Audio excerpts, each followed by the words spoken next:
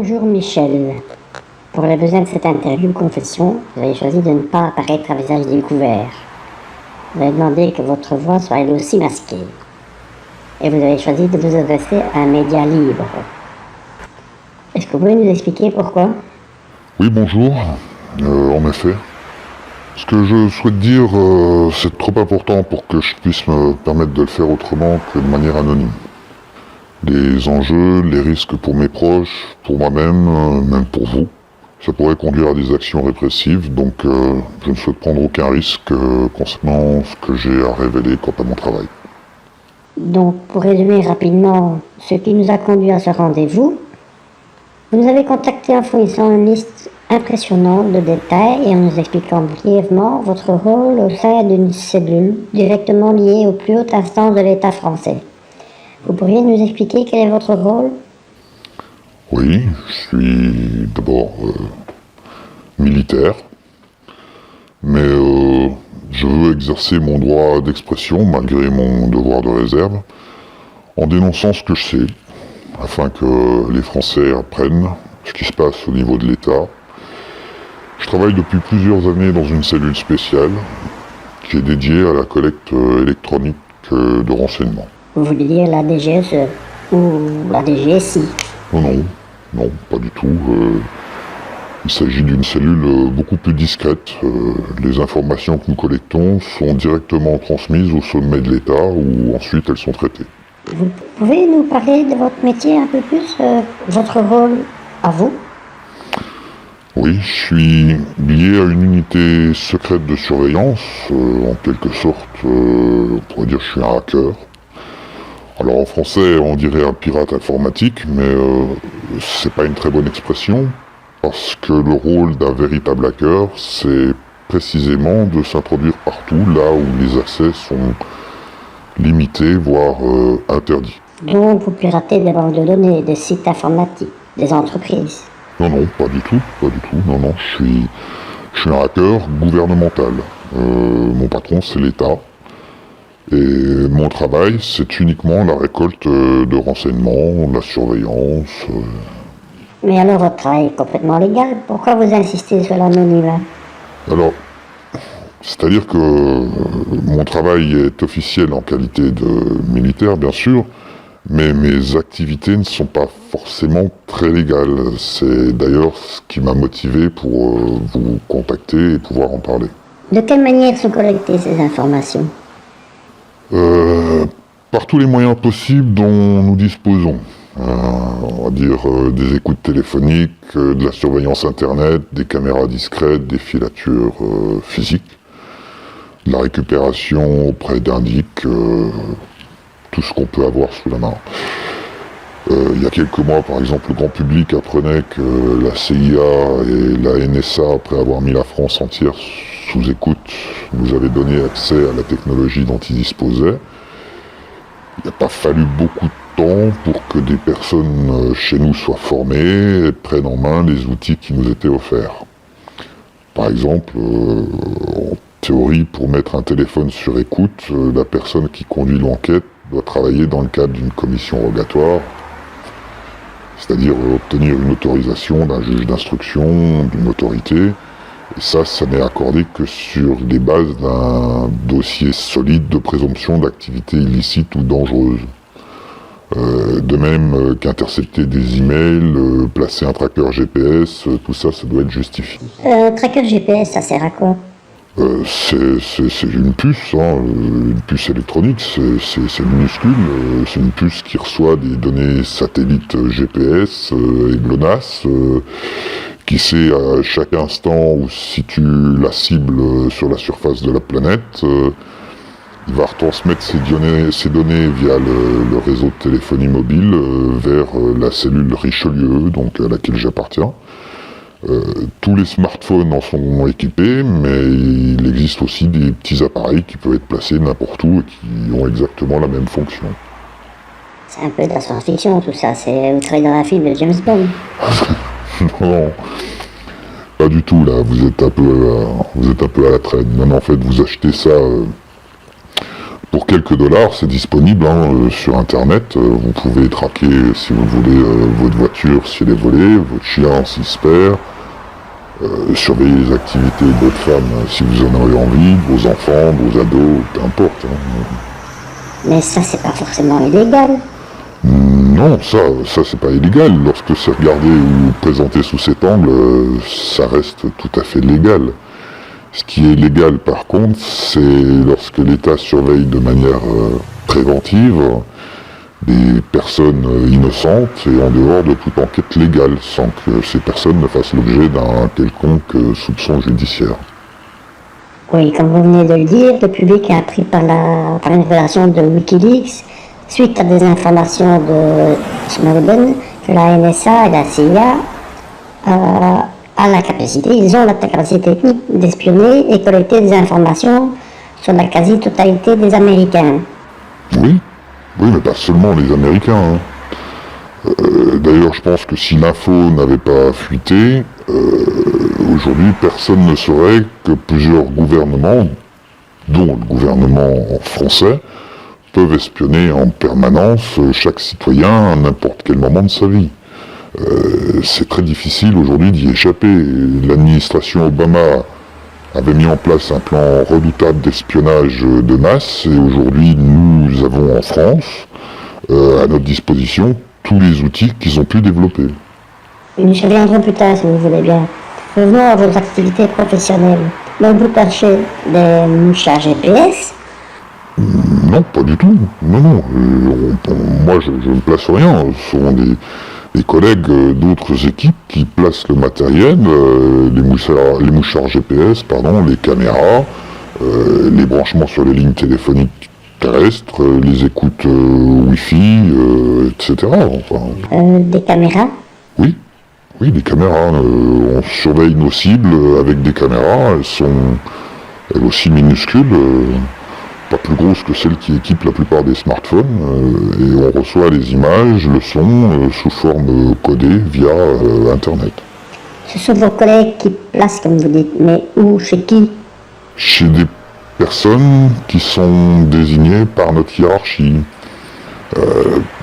Pas forcément chez Monsieur Tout-le-Monde, mais chez certaines cibles, oui.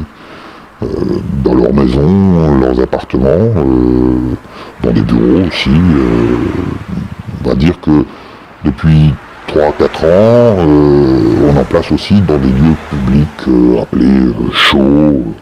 C'est dans le cadre de la lutte antiterroriste? C'est dans les gares, les stades de foot? Non, pas du tout. La lutte antiterroriste, ça ne dépend pas de la cellule Richelieu. Nous, notre travail, c'est pas la lutte, mais la collecte de renseignements. C'est pour surveiller des meneurs d'émeutes, les gangs, les trafiquants de drogue, d'armes, les cellules islamistes présumées, les mosquées. À ce sujet, on a pu constater souvent que la propagande fondamentaliste produisait des extrémistes actifs. Elles sont placées où, ces caméras? Il y en a un peu partout. Encore une fois, compte tenu de leur taille et du faible coût, sont cachés dans le mobilier urbain, dans les abribus. On en cache dans les boîtiers de lampes d'éclairage public, dans les halls d'entrée ou les boîtes aux lettres des HLM, dans des voitures, à l'intérieur même des cités, partout. Dans les bus, dans les métros? Là, non, ça c'est le rôle de l'État, ça fait longtemps qu'il y en a, mais cette activité-là, c'est pas dédié à notre cellule. Un truc que nous faisons de plus en plus, comme je viens de vous le dire, c'est de placer une caméra dans une voiture stationnée à un bon endroit, au bon endroit, là où il faut, quoi. Et puis on la déplace ou on en met une autre. On a pour ça, on dispose maintenant d'un beau parc de voitures espions. Et vous surveillez qui avec ça? Je reviens par exemple au quartier chaud, on surveille les réseaux de distribution de drogue, le trafic d'armes, les recruteurs. Par exemple, si un dealer sort de chez lui, on le voit sur la première caméra dans la cage d'escalier, ou l'ascenseur. On le voit ensuite quand il tourne au coin de la rue, c'est dans le champ d'une autre caméra et on le suit comme ça, voilà. Oui, mais vous n'avez quand même pas des caméras partout. Non, bien sûr que non. Ça servira à rien. Il suffit qu'elle soit bien placée, mais quand on perd la cible quelque part, au cas où, à ce moment-là, on a des programmes informatiques qui nous branchent les images sur les caméras les plus proches, où là, on va voir réapparaître notre cible tôt ou tard, et on sait comme ça, on arrive à le suivre de quartier en quartier, avec parfois des interruptions, mais le plus souvent, ça marche très bien. Mais toutes ces preuves, ça doit conduire à pas mal d'arrestations. Non, pas du tout. Encore une fois, la cellule Richelieu n'a pas pour fonction d'aider les forces de l'ordre dans la lutte contre le terrorisme, la drogue ou le banditisme. Ça pourrait servir à ça, mais c'est pas le cas. Alors, à quoi ça sert toute cette moisson d'informations? La fonction de cette équipe, c'est la récolte de renseignements en France par tout moyen électronique, dont le hacking.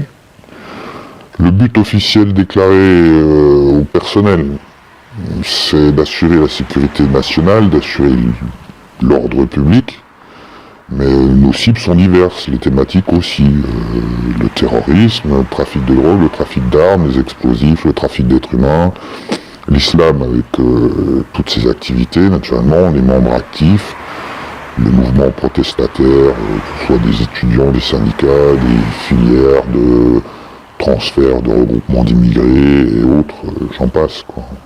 Ah, vous ratissez vraiment large. Disons que ça, c'était la fonction au départ en 2013, quand j'ai intégré le service. Et depuis, d'autres fonctions ont été ajoutées. Notre rôle, c'est pas le travail sur le terrain, comme j'ai pu vous l'expliquer. Ça, il y a d'autres services dont c'est la fonction. Nous sommes, simplement devant nos ordinateurs et on intercepte les informations qui sont récoltées chez nos cibles. C'est-à-dire que nous, les informaticiens, on ne traite pas les informations. Elles remontent via la hiérarchie, elles sont classées, archivées. L'analyse finale en est faite par le groupe de direction et le big boss, finalement, qui aiguille ou pas des notes de synthèse vers des services de sécurité compétents, comme vous l'avez dit tout à l'heure, des GSI, des GSE, police, gendarmerie, douane. Vous travaillez au ministère de l'Intérieur ou au ministère de la Défense. Là, vous comprendrez que je peux pas répondre à cette question. Je peux juste dire que certains d'entre nous travaillent à la maison, d'autres dans des bureaux, à Paris, en province. Ce sont toujours des bureaux anonymes qui ont l'air d'appartenir à des petites PME ou sans prétention. Je suis pas payé directement par l'État pour ce que je fais. Officiellement, je ne suis que militaire. Voilà. Aucun de mes collègues non plus. Nous sommes payés par l'État en qualité de militaire. On n'a aucune fonction qui apparaisse officiellement dans un quelconque organigramme d'État. Pourquoi avez-vous décidé de vous confier et de rendre publique l'existence d'une telle activité? Ce qui provoque ma révolte aujourd'hui, c'est de savoir que des renseignements critiques ont été collectés et que leur communication a été volontairement classée verticalement, quoi. Qu'est-ce que vous voulez dire?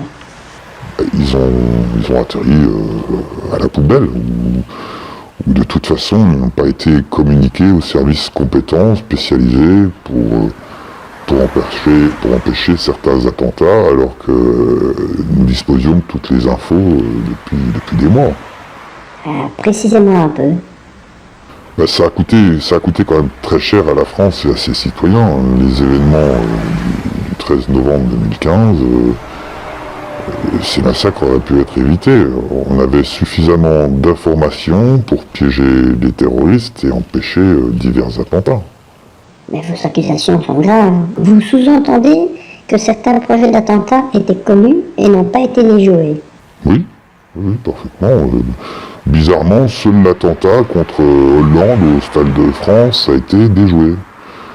Je suis pas le seul à m'être posé la question. Tout le monde au sein du service, même la presse, s'est demandé pourquoi les terroristes du Stade de France se sont fait exploser dans des endroits peu fréquentés, alors qu'ils auraient pu faire une hécatombe en se faisant simplement exploser dans le métro, dans un cinéma ou dans une boîte de nuit. En effet, ça reste illogique. Vous avez une explication? Je pense que les forces d'intervention surveillaient tous les membres de ce petit groupe d'action grâce à nos informations. Les déplacements, les téléphones avaient été écoutés. On avait des photos de chacun des terroristes. On savait également que des explosifs avaient été commandés, livrés, que des ceintures d'explosifs avaient été préparées. On avait tout ce qu'il fallait. Mais vous dites que les services spéciaux n'ont rien fait. Alors, si, ils ont agi. Ça a même été assez adroit dans un sens, parce qu'ils ont manœuvré pour empêcher que les terroristes entrent dans le stade et s'approchent du président Hollande. Et ils les ont littéralement téléguidés. Et dès qu'ils ont été à bonne distance et dans des lieux isolés, les techniciens ont télécommandé les explosions. Non pas pour faire une hécatombe, mais uniquement pour tuer les terroristes présumés. Grâce à nos informations et surtout grâce à une tactique judicieuse des services d'intervention. Donc finalement, c'est du bon travail. Sur ce coup-là, oui, plus ou moins, oui. Il en reste malgré tout un qui connaît certainement les subtilités du montage et qui, lui, est gardé au secret dans une cellule bien fermée. Ah, vous parlez d'Abdeslam. Oui, c'est ça. Ce serait intéressant que ce garçon puisse parler, révéler ses liens avec certains services français. Si on regarde bien, il s'est débarrassé de son blouson, de sa ceinture d'explosifs avant de prendre la fuite. Comme d'après moi, il a compris qu'il avait été manipulé. Mais je doute qu'on puisse un jour l'entendre dire ce qu'il sait. Je ne serais pas surpris qu'il se suicide en prison. Vous avez des renseignements précis le concernant? Précis, oui, et nombreux. On l'avait suivi dans son petit tour d'Europe. J'ai passé Belgique, Autriche, Allemagne, Paris. On avait la liste de ses contacts, ses fournisseurs, ses planques, la liste des cibles potentielles qu'ils avaient étudiées. On avait intercepté une majorité de leurs communications. Il y a eu un rapport qui a conclu que leur action était imminente. Ce qui me semble scandaleux, encore une fois impardonnable, c'est que rien n'a été fait pour empêcher le massacre du Bataclan et de la brasserie. Alors que la cellule Richelieu avait un dossier complet sur les projets des terroristes. On savait qu'ils préparaient des attaques simultanées sur plusieurs lieux le 13 novembre. Et maintenant, qui a bloqué le transfert de dossier du dossier complet? Pourquoi je ne sais pas. Est-ce qu'il faut croire que seul l'avis du président a de l'importance? Mais vous voulez dire que les services français ont laissé faire 2 attaques sur 3? Non, je ne dis pas tout à fait ça, non, je connais assez bien les flics, les groupes d'intervention. Je ne crois pas que ces hommes seraient restés inactifs en sachant ce qui était préparé, ce qui se tramait. Je pense que c'est plus haut que les données sont filtrées, soit directement par la direction de la cellule de Richelieu, soit dans les hautes sphères de l'État, et on a laissé redescendre vers les groupes d'intervention ce qui était utile pour protéger le Stade de France et le président Hollande. De même, on avait eu connaissance bien à l'avance de beaucoup de détails sur la préparation de l'attentat de l'Hypercacher. On avait identifié Koulibaly et ses complices. On connaissait ses points de chute, ses amis, ses fournisseurs. Là aussi, il y avait une liste précise de ses objectifs, dont l'Hypercacher, entre autres. Mais ce dossier a effectivement été traité par ma hiérarchie et l'État, et après, plus rien, quoi. Alors pourquoi les informations ont été bloquées? Par qui? Dans quel but? Pourquoi est-ce qu'on n'a pas agi avant des attentats? Mais vous faites là des accusations vraiment très graves. Je pense que nous n'avons encore rien vu.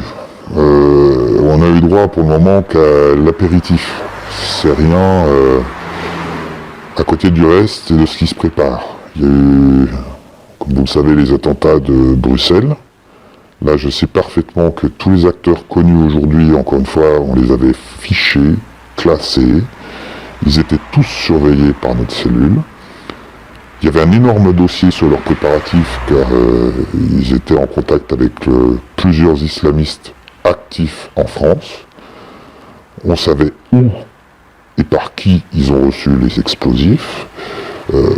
Qui a bloqué le dossier? Est-ce que c'est en France ou en Belgique? Je n'en sais rien. Sur l'attentat de Suède, sur celui de Saint-Pétersbourg et sur ceux d'Égypte, vous savez quelque chose?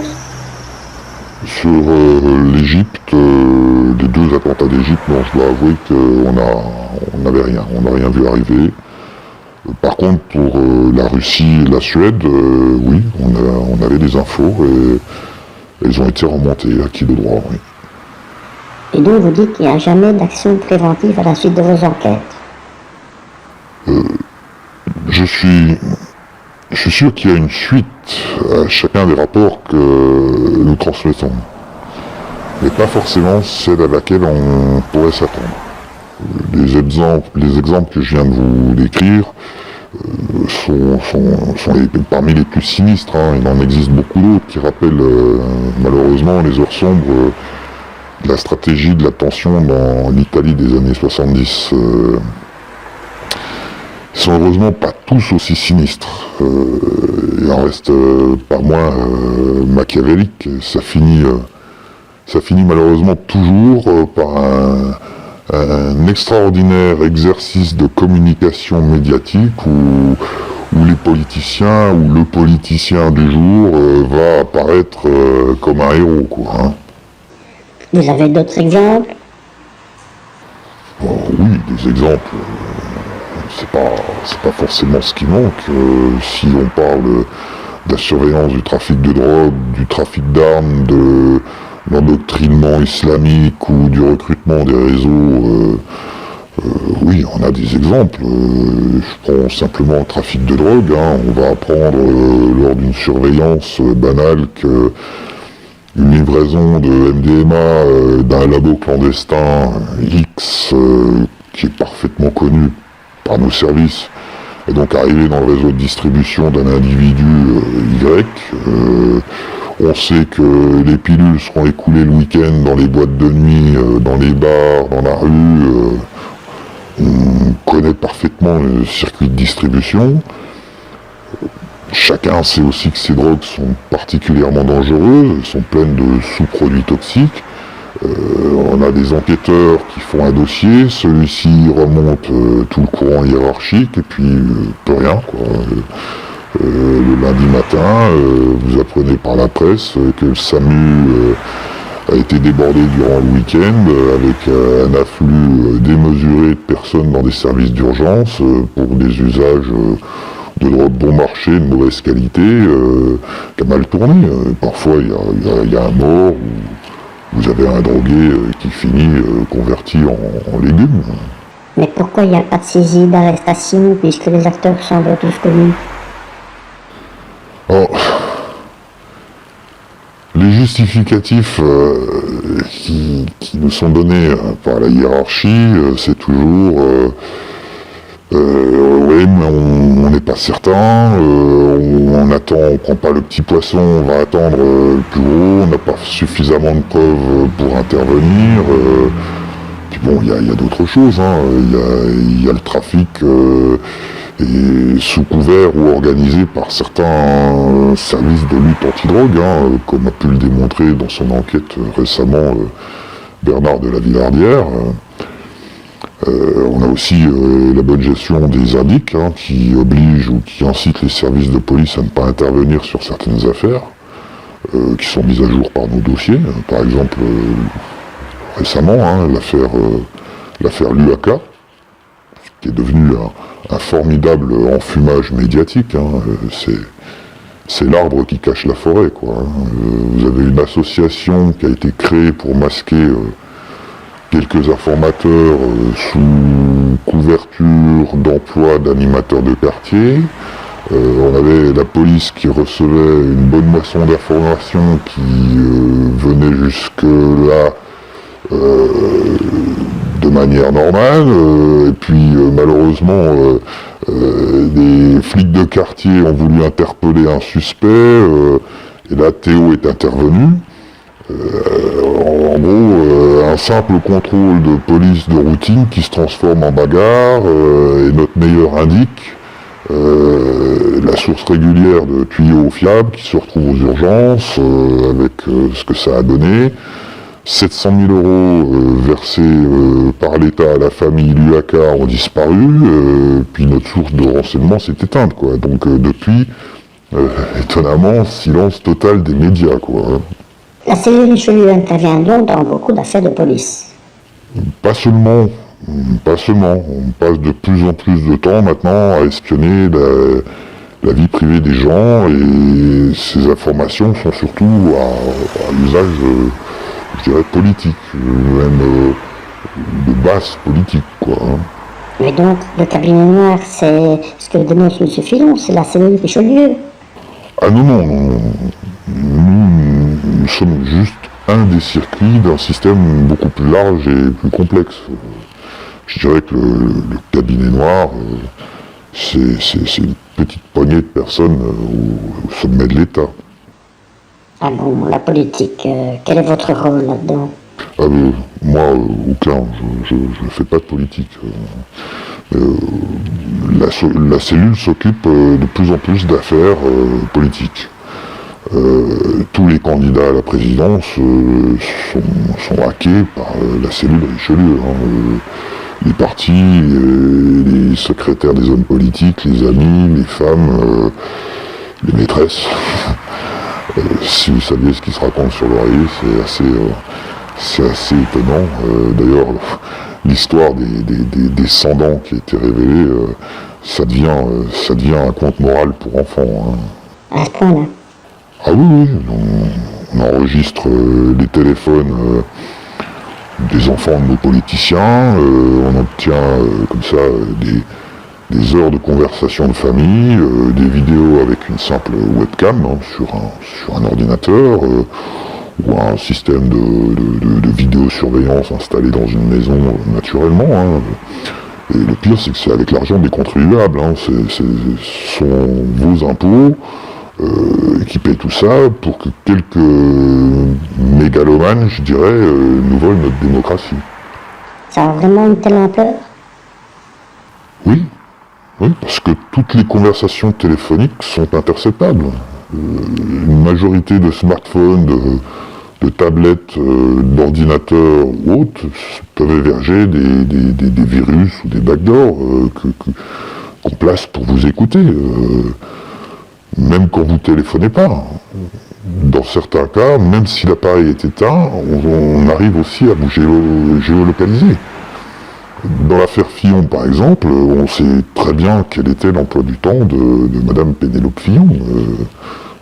Coiffeur, boutique, famille, amis, on sait parfaitement tout. Un petit peu d'activité qui aurait pu être liée à une activité professionnelle. Mais évidemment, c'est une surveillance illégale. Donc, ça ne peut pas être une preuve valable en justice pour démontrer que le travail de Madame Fillon ne justifiait pas du tout son salaire. Mais ça, je pense que M. Fillon est parfaitement au courant de ce genre de pratique. Il a été ministre de Sarkozy et c'était quand même déjà bien répondu à l'époque. Donc aujourd'hui, sa stratégie qui consiste à nier et à repousser d'un revers de main les accusations qui sont portées contre lui joue plus ou moins en sa faveur. On sait aussi d'où Bercy a reçu les ordres pour intervenir, et c'est la cellule Richelieu qui a fourni des indices et des informations pour aiguiller l'enquête. Mais qui tire les ficelles? Je dirais un tout petit cercle, tout petit nombre au sommet de la pyramide.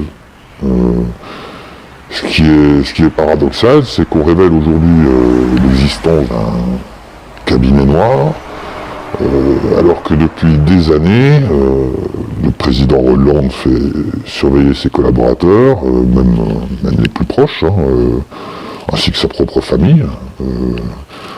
J'ai en tête l'exemple arrivé durant la COP21. On avait intercepté une conversation téléphonique entre Jean-Pierre Jouyet et le président Obama. Et de tête, je me rappelle que Jouyet avait demandé à Obama, un peu entre amis, alors, Monsieur le Président, qui va gagner, Clinton ou Trump? Là, Obama, en rigolant, dit Hillary, bien sûr, 100%, il n'y a aucun doute. Jouyet lui réplique, mais comment vous pouvez être aussi sûr de ça? Là, Obama lui avait répondu, j'ai une boule de cristal. Et je connais toutes les manœuvres de Trump avant même qu'il ne les invente. Ça avait laissé Jouyet un petit peu, apparemment, dans le doute. Quelques secondes après, il lui dit, mais votre boule de cristal fonctionne aussi en France. Qui va gagner en mai 2017? Et Obama lui a répondu, demandez au président Hollande, il a la même boule de cristal que moi. Et alors? Et alors, ça m'a fait prendre conscience de la gravité de la situation.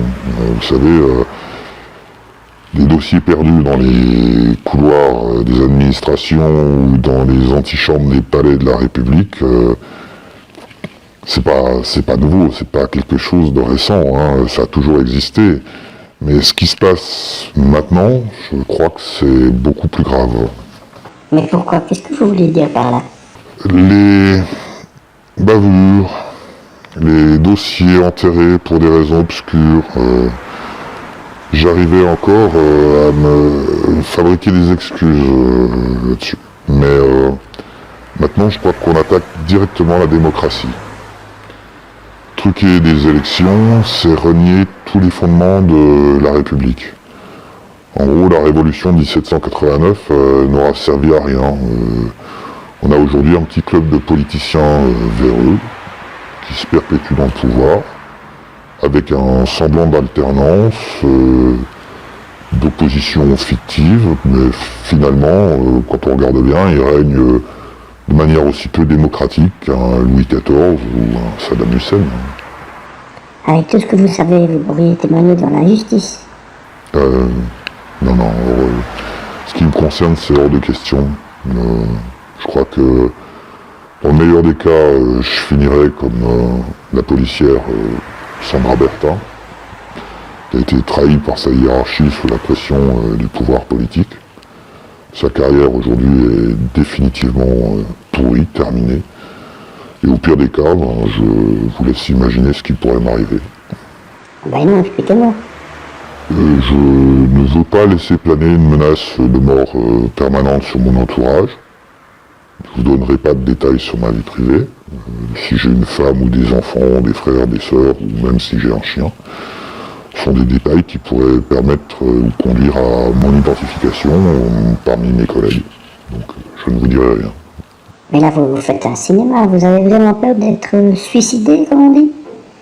Je crois qu'il y a effectivement de nombreux cas dans l'histoire du pouvoir où c'est arrivé. Rappelez-vous simplement du cas de Robert Boulin, par exemple. Vous avez vraiment peur? Peur, oui et non.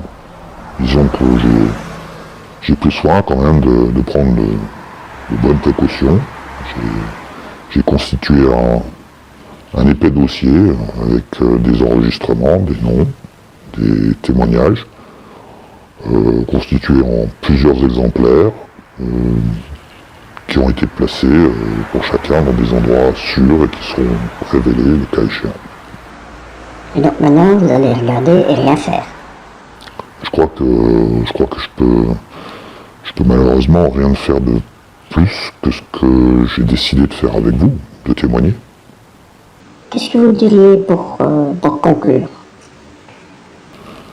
Je dirais que j'encourage quiconque, et surtout les militaires, les policiers, qui disposent d'informations comme moi sur ce sujet, à se questionner et à faire un choix entre leur devoir de réserve et leur responsabilité de citoyen, d'homme.